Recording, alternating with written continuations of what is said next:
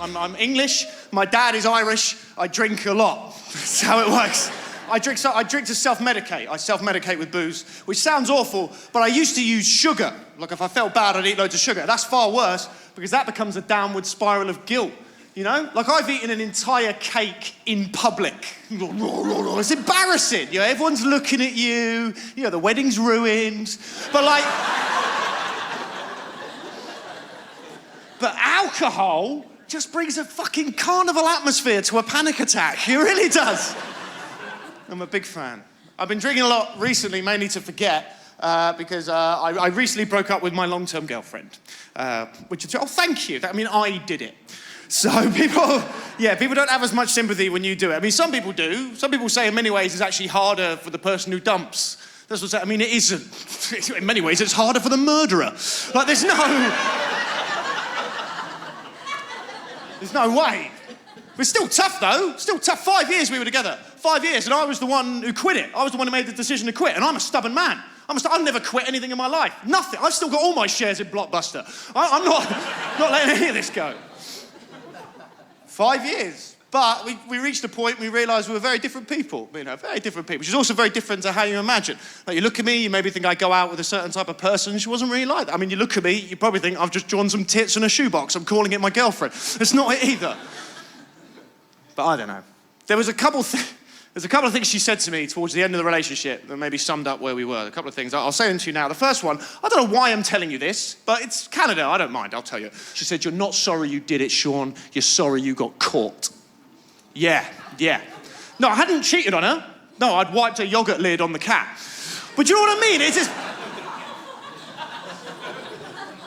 It's not good, though, is it? It's not good. But now I'm single again. I'm learning a lot about myself, being single again, learning a lot. Like, I don't know the best way to tell you this. I'm very bad at the sex act. I'm very bad. I'm not saying this to be cute. It's better when I come too soon. It is. At least then I know what I've done wrong. You know, it's harder. I go 45 seconds up. I don't know what I'm doing. Put my penis in a different direction. Don't do my hands on my lips. I don't know when to get the Lego out. You know, I don't know when to pour vinegar on her head. You know, when do you repent? When do you pray for forgiveness? I don't know these things. But I tried to get better. I typed into Google, how to get better at sex, enter. And the top article that came up was on like Men's Health Online or something. And the title of the article was, "Bring her to the boil in the same time as pasta." It's a bit seedy, isn't it? Bring her to the boil in the same time as pasta. How to give your girl an orgasm in 15 minutes. I saw that and I thought, 15 minutes? I've been seriously undercooking my pasta. I don't know.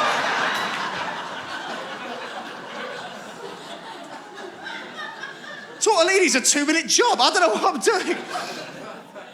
But the loneliness is starting to kick in. That's why I need to get better. The loneliness is starting to kick in. Like, I moved to London, as you said, I'm from London, where I don't know as many people, and I moved in with strangers. Well, they were strangers. I now consider them enemies. They're nice. I live with 2 girls, they're lovely. But I had to lie. You know, like, we had this meeting beforehand to see if we were compatible as roommates. And I had to lie to get the place. I had to lie. I told them I was clean. You know? I told him I was successful because I couldn't tell him the truth, could I? I couldn't say, look, I mainly just eat bread and look at the wall, and when you're gone, I'm going to sniff your stuff. I couldn't tell them that. But it's hard, isn't it? Looking for a place to live. It's awful. I was legally homeless for a while. Legally homeless. That's rough, man. I would not recommend being homeless. I would not recommend it. Destroys you. Destroys your ethics. You know, you watch the news, you hear the anchorman say, elderly couple murdered at home, no suspects. But what I hear is, one-bedroom property, unexpectedly available. It's very, lethal. But that's ethics. Ethics change. And my ethics have been tested this year. I mean, God, a lot of stuff going on. I'm having to realise who I am, trying to think about all the stuff I am. Basically, I realise I'm a coward. That's the main thing. I'm a huge coward. Like, I've realised this. There is no cause on earth that I would die for. Nothing. That's a big thing to admit, because that's built into us from a young age. Like, I remember when I was young, I used to believe in things. I used to say, if I was alive in the Second World War, I'd have signed up on the first day, I'd have fought those Nazis, and I would have died, because freedom is worth dying for. Now, I wouldn't. Are you kidding me? Fighting a war? What are my options there, really? Get shot in a trench because of something somebody else did, or stay at home and have the pick of the widows? I know what I am.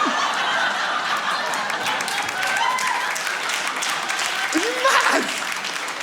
Why would you do fight in a war? I know I'm a coward, and you maybe think I'm a coward. That's fine. There's nothing wrong with that at all. It's just there's this idea that there is an achievement in death. As we said, there's an achievement. There's no achievement in death. You're dead. It's the end. Live. This is the achievement. Live. Whatever it takes. Sell people out. Burn bridges. You know. It's not a hard life. It's just like Crash Bandicoot. You just got to eat apples and keep running. That's all you need to do.